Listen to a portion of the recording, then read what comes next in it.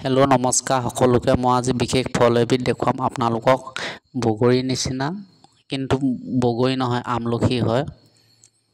এজোপা টেঙা, পকিলে মিঠা হয় বাৰু। যিবিলাক পাতবিলাক সৰু সৰু সেইবিলাক কেঁহা হয়। এই গছজোপা পাতবিলাক ডাঙৰ নৰসিংহ পাতৰ নিচিনা। পকিবলৈ ধৰিছে বাৰু, পকাবিলাক মিঠা হয়। কেৰকেটুৱাই আহি খাই থাকেহি। বহুত লাগি আছিলে, কেৰকেটুৱাই বহুত খালে। হালধীয়া পকিবলৈ ধৰিছে বাৰু, কিন্তু পকা নাই এতিয়ালৈকে। আপোনালোকে খাই পাইছে নে? কমেণ্ট কৰি জনাবচোন বাৰু। ডালতে লাগে। বেলেগ ফল আগত লাগে, এজোপা ডালত লাগে।